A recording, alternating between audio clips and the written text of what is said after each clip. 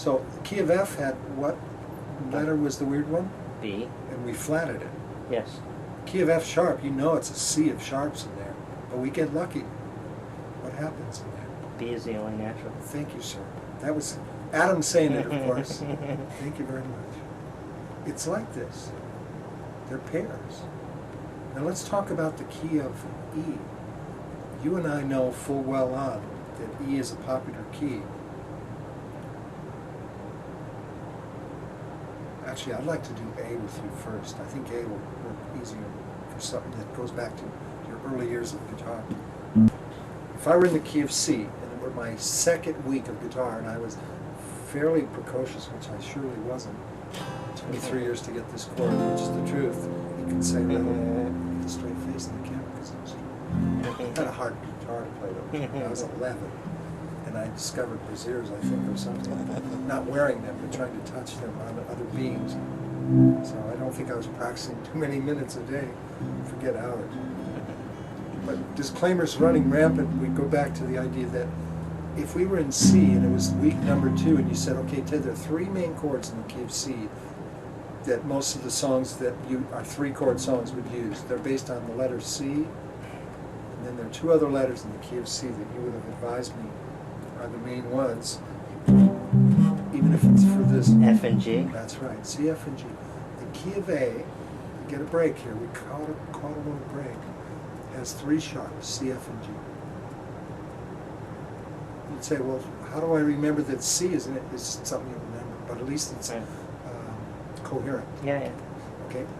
That, of course, leads us to the paired key, the namesake, key of A flat. We can deduce now what A flat will have. Everything's flat except C, F, and G. Oh man, this cat is on the beam. Yeah. That is it. I love hearing you say that. Yeah. So here's A flat, B flat, C is not flat, D flat, E flat, F is not flat, G is not flat. That's good. It's a fast way to learn pairs of keys that I waited 30 years to discover. Man, I didn't know it for so many years. I would have been happier. Glad you understand. Okay, now we can talk about, let's get the C's out of the way. It's so pleasant to see them just evaporate. I don't play in the key of C sharp as a home key. I just don't. D flat, because Wes writes all these blues in D flat. I got used to that. Chopin writes in it. And horn players, flat keys. I just went D flat instead of C sharp, and I've never gone back. I tried to. I said, well, maybe I'll try it for grins. Did you ever try to play in C sharp? Thinking was, the 3rd degree of the key is F. You're using your eyes. You were looking at the fingerboard. Yeah. In the key of C, what's the 3rd degree? E sharp. E sharp. Thank you. Key of C sharp. The 3rd is E sharp. Yeah. We try to avoid such things. Yeah. 7th degree of C sharp, B sharp. Another problem. D flat. You go, well, man, isn't that going to have problems? Nothing like that. Not close. Blues in D flat, where you notate flatted notes. Suddenly you're dealing with C flat and F flat. You might go over to C sharp, because then those weird sharps like B sharp would become just B, and E sharp would be just E with a little bend on it instead of E sharp. But that's for flatted type tonalities, Mixolydian or bluesy, maybe the minor, certainly the minor, C sharp minor, much more than D sharp minor, D flat minor, sorry, I'm getting late. C sharp, are any notes flat or natural, or are they all sharp? In the key of C sharp. They're all sharp. This is true. The key of C flat, are they all flat? Yes.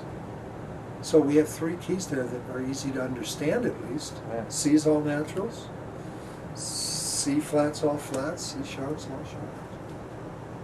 That helps. Yeah. We don't have many left. E. What are the 3 notes that are not sharp in the key of E? You'll love this. Think Otis Rush. Think Muddy. E E isn't sharp, right? No. Now, if we were real lucky, what else wouldn't be sharp? If we're Muddy and Otis. A. A, and what else? B. That's the way it is. Oh wow. Isn't that a lucky That's thing? really cool, Is yeah. that really cool Yeah, or what? yeah. Those are the only naturals in the key of E. Everything else is sharp.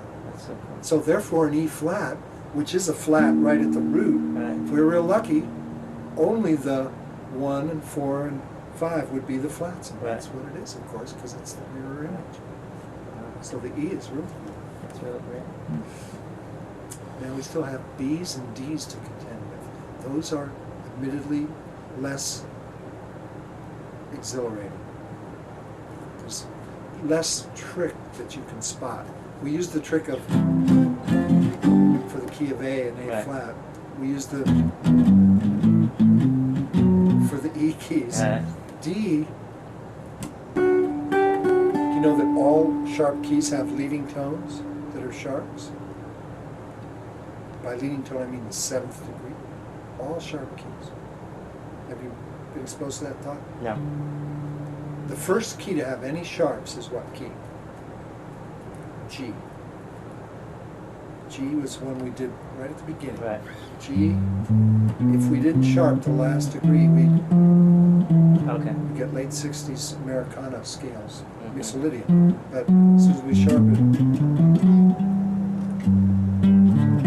it, but if we don't, we've got Mixolydian. Yeah. It's every 60s band by the end of the decade.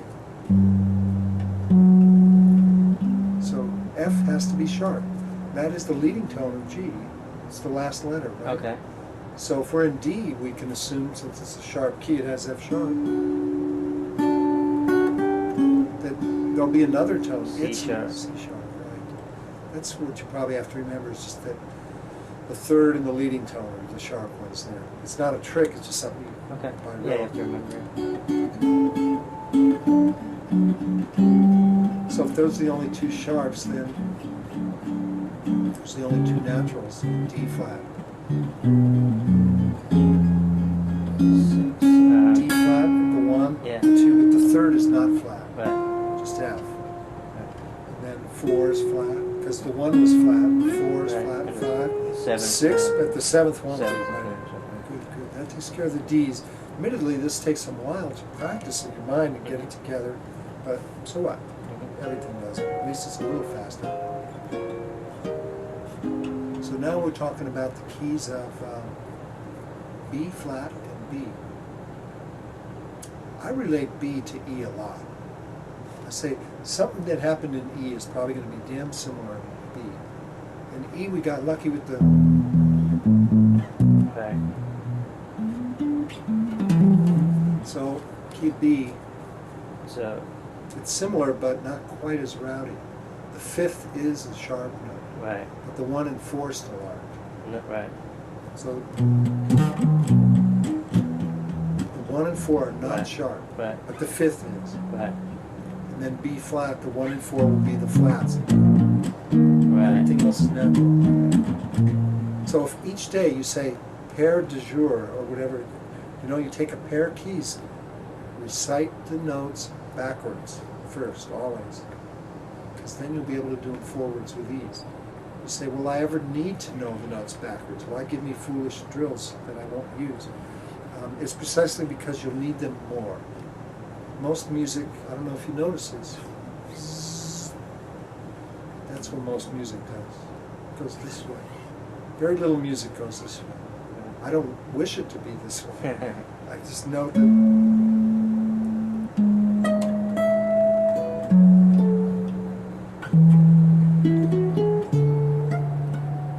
whatever, any melody you can make up, and then if you have all this stuff, and of course, every one of those 2-5-1s, I believe, probably use descending voice leading. 3 and 7 drop. Exactly. Yeah. Most music goes down. So when you get your brain waves going with the thinking of stuff, if you go, wow, this is just a scale line, you're going to have to be more conversant with descending order of alphabet stuff than ascending. It just happens. So when you recite the notes in the keys, the pairs, try doing yourself a huge favor and do the descending stuff first. That way if the phone rings or you get busy and you don't get to the ascending, you'll be better off. You'll be more prepared for what's really going to be happening. Which is cool. Can't fight City Hall, that's just the way things are. I mean, I think people are hungry for ascending sounds. Everybody I know likes ascending music. Right. There's just not as much out there. It's Right. like probably 1/20th as often that we hear an ascending progression. Wow. Except in rock in the last 20, 15 years, certain rock groups, I mean, anything goes. It's like, Does that apply to standards? Like, especially like Bill Evans type of voice Oh. playing, you know? Yeah. Let's say he's playing a tune like. You ever heard this thing? Or how about this one that goes.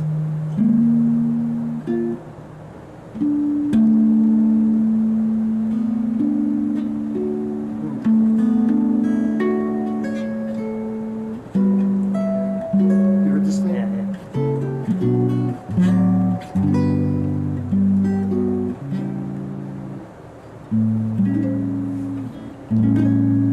Try this one. It's going to go down again.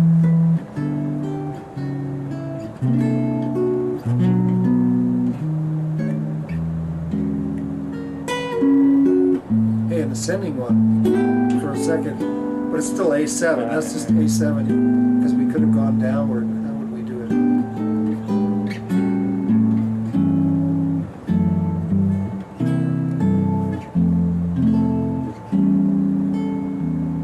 Would it sound strange to do an ascending version of it? Can you play Let's that? try it.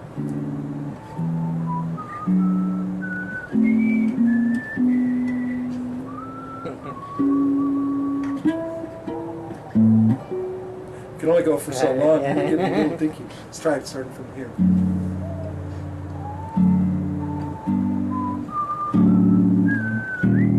I can't do that.